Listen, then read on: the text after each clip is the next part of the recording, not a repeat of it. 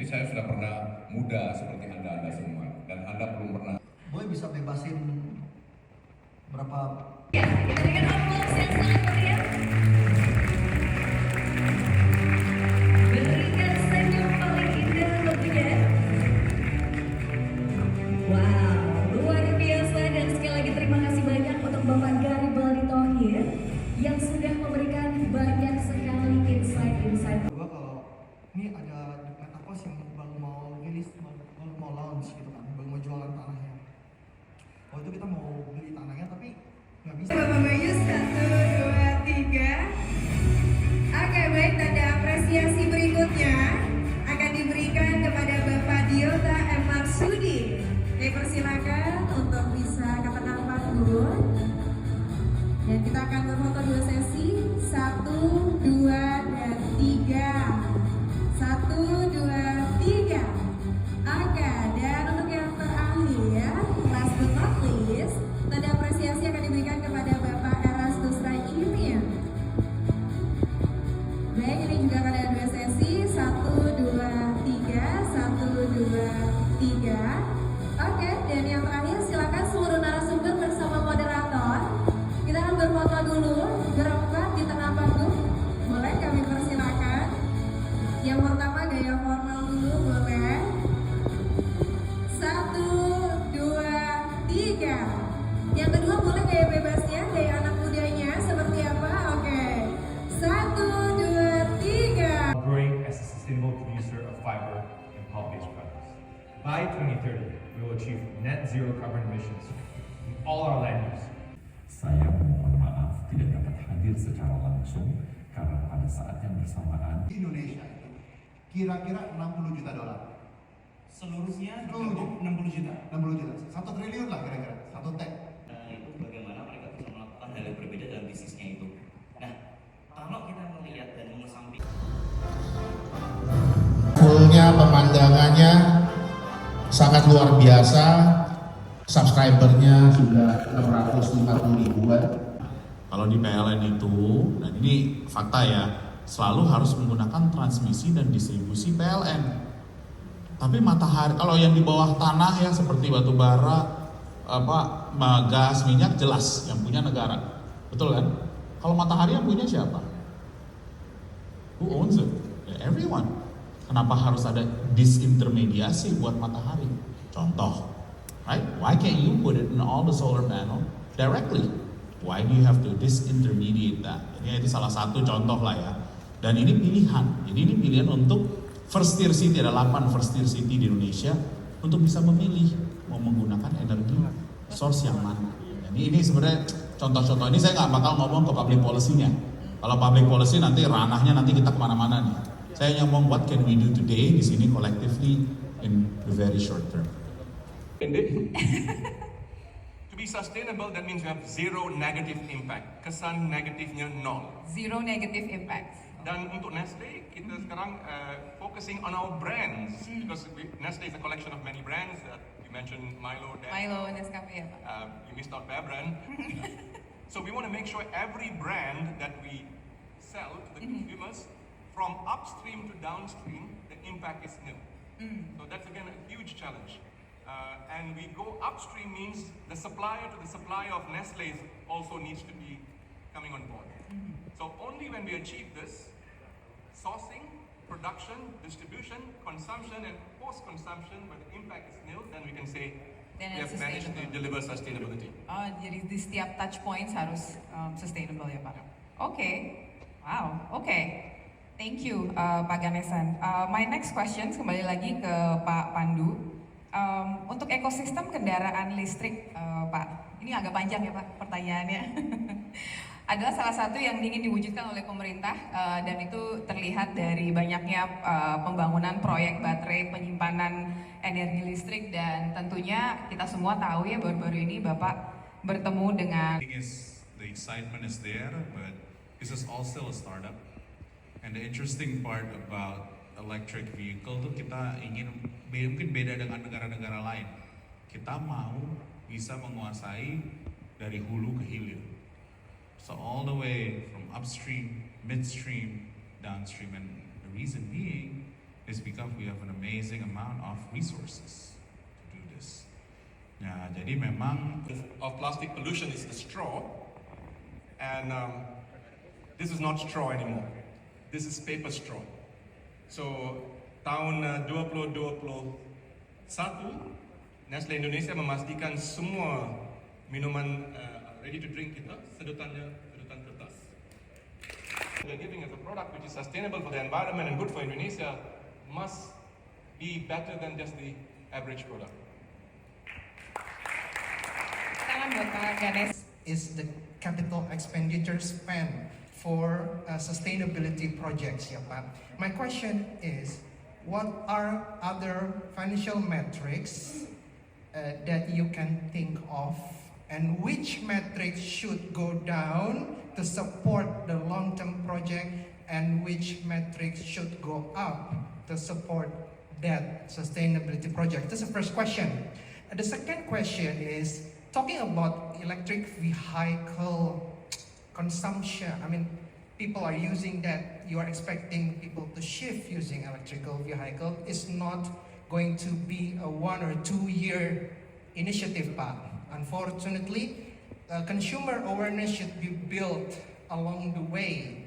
So if you are sitting in the government, just imagine yourself sitting in the government as a regulator. What are your initiatives to give people incentive in order to shift from a fossil fuel electric to vehicle electric, so that in 2029, if Pandu Syahrir is the president of Indonesia, people are already there and they can ride an electric vehicle, Indonesia become cleaner. Thank you very much. Thank you so much.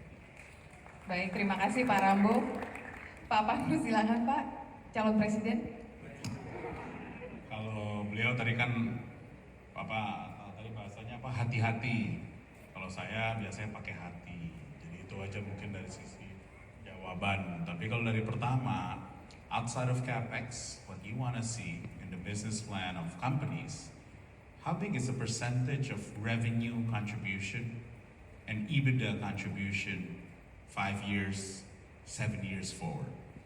And whatever capex you invest, City in the world, then also the fast growing in terms of GDP per capita, growing double the size of our own country's GDP. Artinya apa?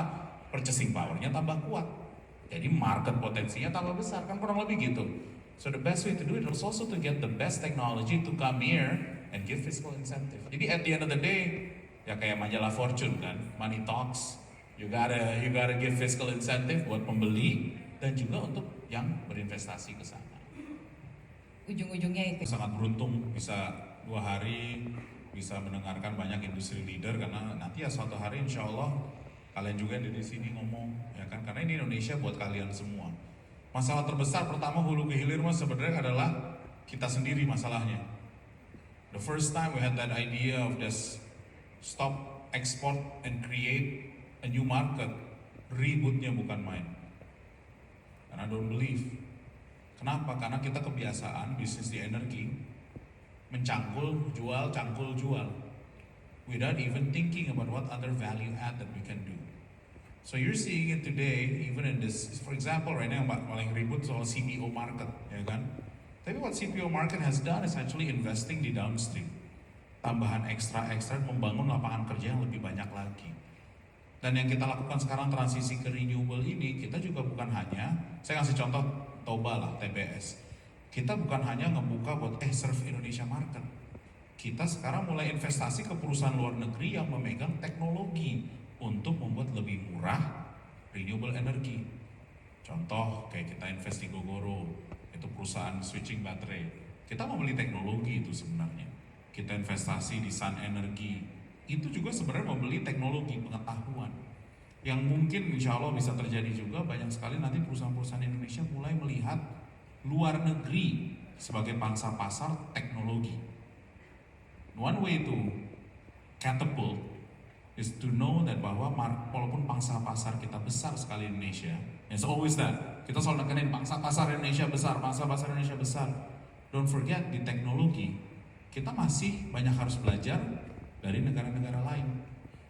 Kalau ngomong ilustrasinya, kita mungkin 1,5 dekade di belakang Amerika, atau 2 dekade, 1 dekade di belakang Cina. So if we have an opportunity to invest in the leading companies there, invest aja dulu. Why? For knowledge. You're only investing for knowledge. Nah dari situ kita belajar, kita bisa terapin ke sini. Nah jadi ya mungkin tadi kalau ngomongin hulu ke hilir, jawabannya memang satu adalah mencoba mengubah mindset kita. Karena ini diri kita sendiri. Dan kadang-kadang kalau mengubah tuh ada takut, tau nggak? Kadang-kadang kita sendiri yang jadi overthinking. Bahasanya overthinking, ini bahasa Jaksel nih. Overthinking, takut. Kenapa? Karena nggak tahu apa yang bakal terjadi.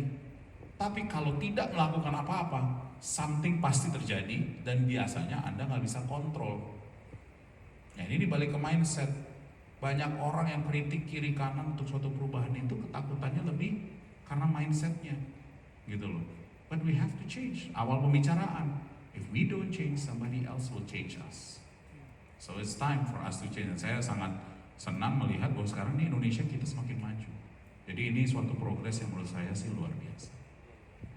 Terima kasih Pak Pandu. Unfortunately, we don't have. Kedua ya, yang tadi yang disampaikan short term aja nih. Whatever it is you do among the students, always try to learn to be useful, berguna. Bukan aja buat diri Anda, tapi buat sekelilingan Anda. Dan kedua, kalau mau nyari tips bisnis apa sih Pak yang lagi tren keren atau apa, ya coba lihat ke sana. Karena yang Profit Meets Planet ini udah bener banget. Ini banyak sekali opportunity yang akan ada dan di mana banyak sekali uang-uang investor yang ingin lari ke sana. Jadi itu aja, sekian, terima kasih.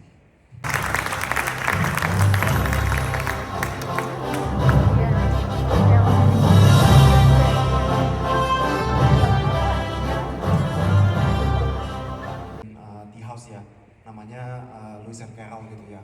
Nah dari situ tuh saya melihat bahwa menciptakan sebuah perusahaan beverage yang menjual minuman dengan harga 40-50 ribu itu tuh sedikit sulit ya, karena sebagai contoh saya minum kopi 3 kali sehari, itu 40 ribu kali 3, 120 ribu, kalau dikali 30 hari sama dengan UMR Jakarta pada saat waktu itu gitu ya. Maka dari situ saya melihat bahwa ada opportunity gitu ya, yang dimana saya sebagai coffee drinker, saya membutuhkan an affordable cup of coffee gitu di Kopi Kenangan. Dan pada saat itulah saya merasa bahwa oke, kita coba deh mulai bikin kopi kenangan dan menu utamanya kopi kenangan mantan ya waktu itu. Dan dan di hari pertama itu kita sengaja menjadi challenger, kita sengaja untuk membuka toko tepat di sebelah ya number one-nya gitu ya. Ya brandnya Besidang yang logonya Putri Duyung lah ya gitu. Jadi kita buka, kayaknya nggak boleh sebut ya, cuman ya yang logonya Putri Duyung lah gitu. Jadi kita buka di sebelah si Putri Duyung, kemudian semua pada bilang gila, wah lu gila banget, masa lu buka di depan number one gitu ya, kenapa nggak cari tempat yang nggak ada challengernya. Tapi kita percaya bahwa apabila kita mempunyai mentalitas yang berani dan mungkin borderline sedikit gila, kita bisa menjadi David yang dimana bisa mengalahkan Goliath gitu ya. Lalu kita mencoba dan kita ternyata di hari pertama bisa menjual 700 cup. In the first day alone kita balik modal dalam 3 bulan. Lalu kita buka toko kedua, ketiga. Lalu waktu itu saya bilang ke tim kita waktu itu cuma ada 5 barista sih ya. Cuman kita bilang visi misi kita itu menjadi number one di Indonesia, mengalahkan si Putri Duyung tersebut gitu ya. Dan sama ya, waktu itu juga banyak orang yang ketawa gitu. Kan kalian punya apa aja, seberapa besar? Oke, jadi waktu itu ini sebenarnya kita semua mulai ini di pandemi justru tahun 2020 karena sama kita mempunyai mentalitas to be bold, to go where no one has ever been before gitu ya.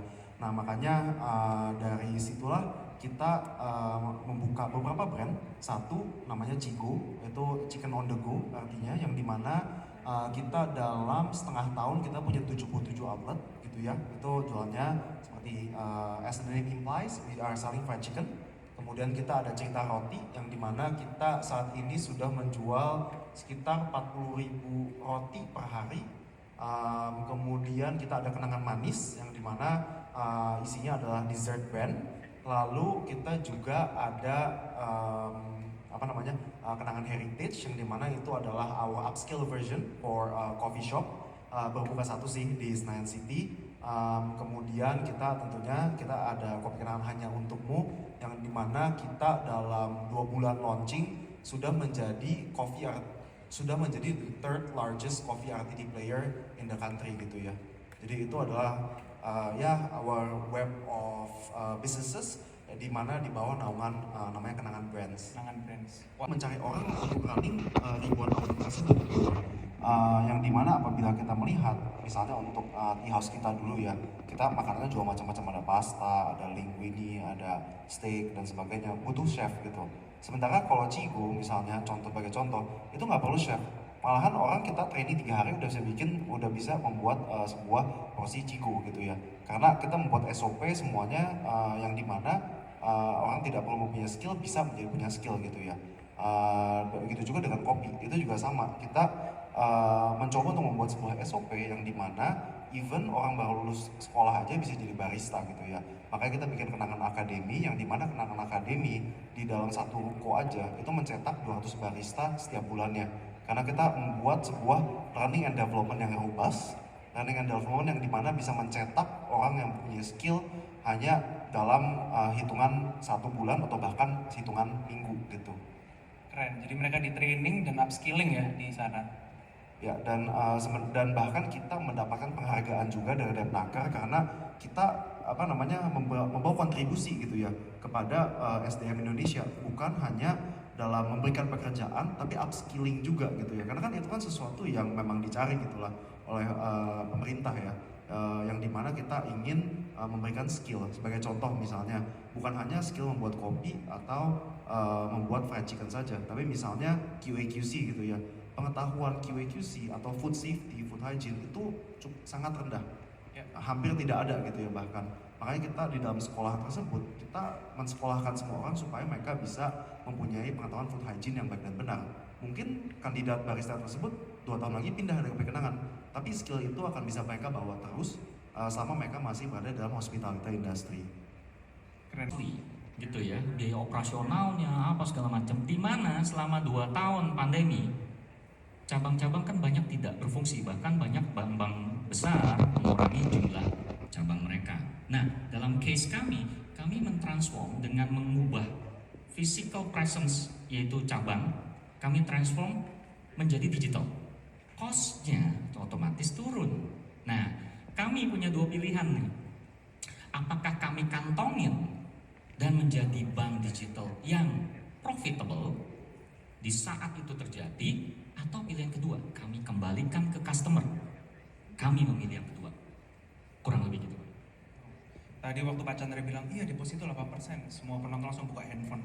Lihatnya langsung down tuh. TBK adalah mimpi kita gitu ya, kan sama berarti kan kita ngomong bahwa sebuah perusahaan harus punya visi misi, punya sebuah mimpi gitu. Untuk menjadi TBK sih sebenarnya masih digodok ya planningnya, karena kita percaya bahwa it's not the end game, it's just the means towards the end gitu ya. Nah, maka dari situlah kita melihat berbagai faktor dari kondisi ekonomi, dari kondisi perusahaan dan sebagainya. Tapi seharusnya sih dalam 2-3 tahun ke depan harusnya Kopi Kenangan sudah melantai di bursa ya. Semoga. Kita doakan. Ini gampang-gampang susah ya, lebih banyak susahnya. Banyak yang takut melakukan dan banyak yang berani yang akhirnya malah gagal. Nah, bagaimana sih Kopi Kenangan bisa scaling up successfully at the right time, at the right pace? Mungkin bisa dibagi tips dan kiatnya ke kita semua. Terima kasih. Thank you, pertanyaannya Feby, silahkan. Oke, thank you untuk Bu Feby. Jadi pertama adalah bagaimana caranya sih kita membedakan Kopi Kenangan dan coffee shop lainnya yang mungkin ada ya ratusan kali ya. Mungkin dulu hanya ada Kopi Kenangan, sekarang ada mungkin ada Janji Kenangan, ada mungkin ada Ambil Hati, Lain Hati, ada banyak banget lah ya intinya. How to break the charter gitu ya. First and foremost yang paling penting buat kita adalah to be different gitu ya. And different ini in a good way, dalam artian kembali ke filosofi kita yang tadi, from people to people gitu ya. Jadi every little things matters gitu ya. Makanya kenapa ada begitu banyak coffee shop di Jakarta maupun di luar Jakarta, tetapi yang menjual affordable coffee menggunakan mesin kopi yang sesuai standar SCA atau Specialty Coffee Association itu hanya kopi kenangan aja. Kita semua espresso kita menggunakan Lambrusco atau Victoria Arduino. Lalu kemudian dari susu pun kita menggunakan pasteurized milk gitu ya. Kita tidak menggunakan susu UHT atau susu bubuk gitu yang powder. Karena kita percaya bahwa to bring a good cup of latte or kopi susu, you need good milk as well. Kemudian kita juga percaya in a power of good service gitu ya. Makanya kenapa Kopi Kenangan adalah brand retail pertama yang memberikan saham kepada area manager kita gitu ya. Jadi karena I believe that apabila orang yang running the show itu mempunyai skin in the game atau mempunyai rasa kepemilikan, maka customer pun bisa dilayani dengan lebih baik lagi gitu ya. Jadi it's very important in any retail that anyone serving the customer itu mempunyai visi misi yang sama dengan brand yang mereka where they work at gitu ya. Dan tentunya last but not least itu adalah brand as a mood gitu ya. Kopi Kenangan pada saat kita mulai awareness itu sangat low gitu ya kalau kita melakukan Nielsen atau Kantar Research. Tapi dari last Kantar Research kita yang menurut data tahun 2021 kita itu mempunyai 42% brand equity index growth from 2019 to 2021 gitu ya. Karena kenapa? We never stop serving a good cup of coffee gitu. Dan brand tersebut itu adalah yang membedakan kita dengan brand-brand lain yang dimana mungkin not as focused in branding gitu ya. Nah, makanya kenapa kita bisa mendapatkan unicorn status tersebut, invest dengan Jay-Z atau Serena Williams karena kita mempunyai DNA tersebut untuk memberikan yang terbaik kepada customer kita. Lalu tadi untuk yang question keduanya itu pertama kan sorry apa ya? Scaling up. Jadi untuk scale up itu tuh kita strateginya cukup simpel sih. Kita mau membuka toko harus ngapain? Cari lokasinya dulu. Cari lokasi gimana caranya? Kita pakai teknologi.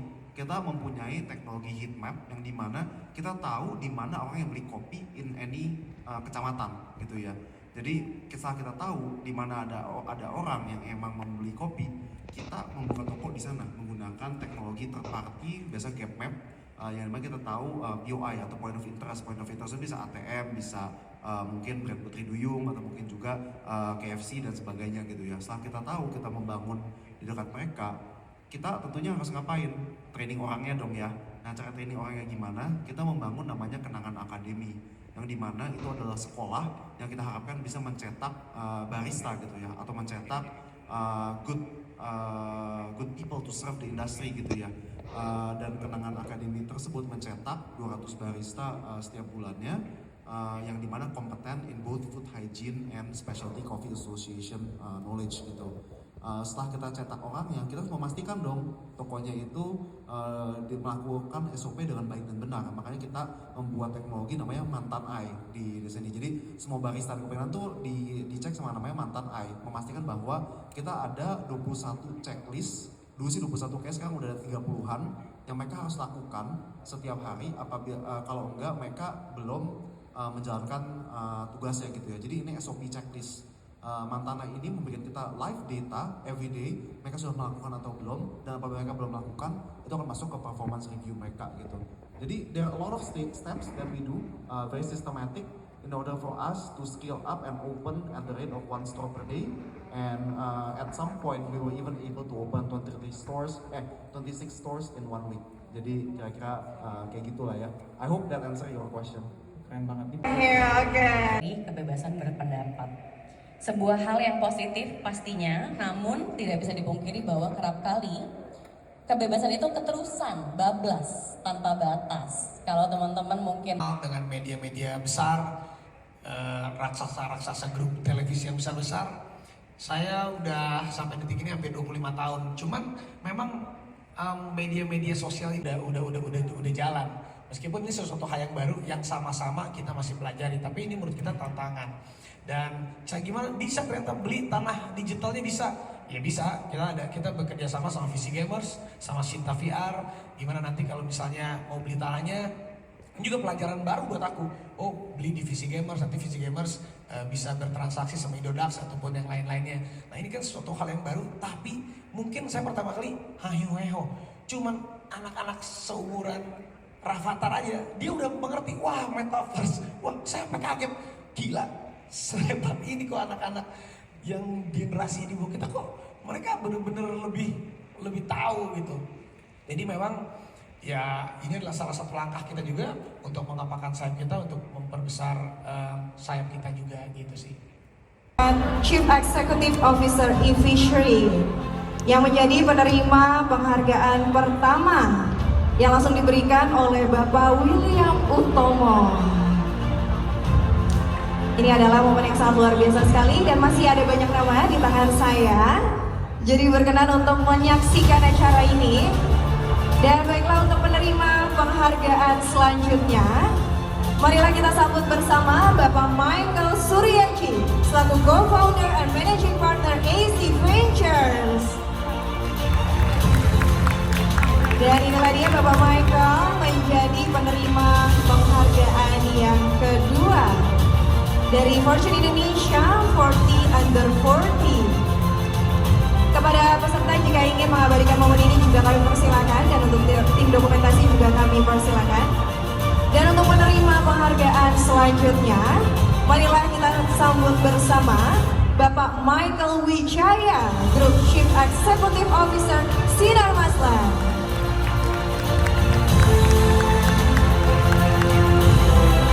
Oke, persilakan.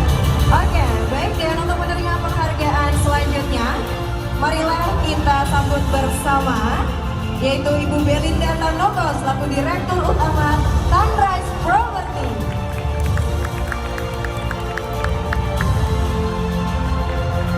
Ini Ibu Belinda Tanoko selaku Direktur Utama Sunrise Property yang menerima penghargaan berikutnya. Dan langsung diberikan oleh Bapak William Utomo didampingi oleh Bapak Hendra. Baiklah, dan untuk selanjutnya hadirin seluruh peserta Fortune Indonesia Summit 2022, boleh kita sambut dan beri tepuk tangan yang meriah lagi. Inilah dia penerima penghargaan selanjutnya yaitu Bapak Raffi Ahmad selaku Artist and Chairman Rans Entertainment. Oke, persilakan. Oke, dan untuk penerima penghargaan selanjutnya adalah Bapak Christopher Madiam selaku co-founder dari Sosiola. Boleh kita beri tepuk tangan.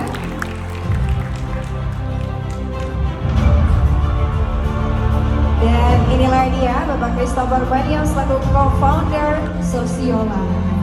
Silakan ke dokumentasi untuk mengabadikan. Kita akan beralih ke penerima penghargaan berikutnya. Yaitu marilah kita sambut bersama Ibu Charlini Eriza Putri selaku co-founder dan CEO Nusantis. Luar biasa sekali. Inilah dia tokoh-tokoh Fortune Indonesia 40 Under 40. Dan semoga ini bisa memotivasi kita semua hadirin yang sudah hadir di sini. Baik, bisa diabadikan momen ini 1, 2, 3. Dan kita akan beralih ke penerima penghargaan selanjutnya. Oh, oke, sekali lagi ya, tanpa masker. 1, 2, 3. Oke, kita akan beralih ke penerima penghargaan selanjutnya. Marilah kita sambut bersama, akan turut hadir bersama kita semua di atas panggung, Bapak Angga Dwi Mas Sasongko selaku sutradara, produser, dan CEO dari V-Cinema.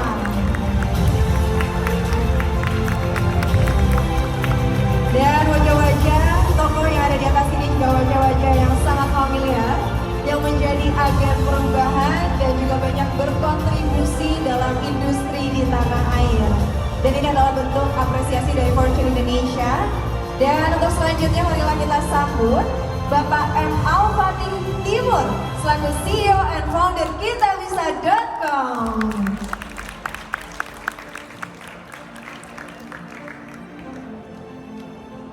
Luar biasa sekali. Ini dia, kita sudah ada beberapa penerima penghargaan yang sudah bergabung bersama saya di atas panggung. Dan masih ada beberapa nama lagi.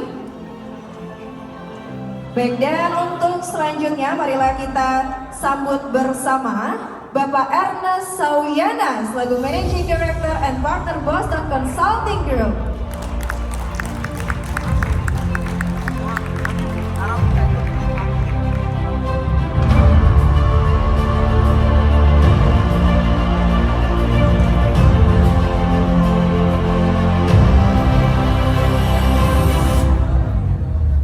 Baik, dan untuk selanjutnya, hadirin sekalian, marilah kita sambut Bapak James Prananto selaku Co-founder and Chief Business Officer Kopi Kenangan, dan juga Bapak Edward Tirtanata selaku Co-founder and CEO Kopi Kenangan. Saya mendengar banyak suara teriakan-teriakan yang ada di sana menyambut kedua tokoh ini.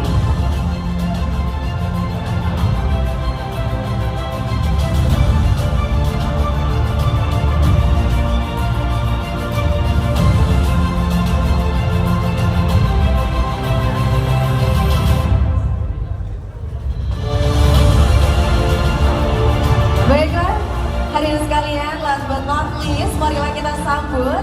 Inilah dia penerima penghargaan terakhir yang akan saya bacakan. Marilah kita sambut CEO Indodex Bapak Oscar Darmawan.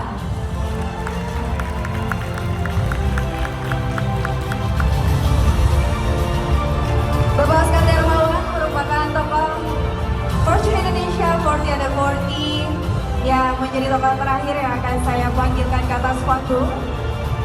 Luar biasa sekali, Bapak Ibu, ini adalah wajah-wajah tokoh hebat. Dan berkenan sekarang kita akan melakukan foto bersama. Kita akan foto bersama Pak William dan juga Bapak Hendra. Dimohon berkenan kepada seluruh penerima penghargaan untuk bisa berada ke tengah panggung. Dan ini adalah momen yang sangat luar biasa sekali, wajah-wajah hebat, tokoh-tokoh inspiratif dalam satu panggung para peserta.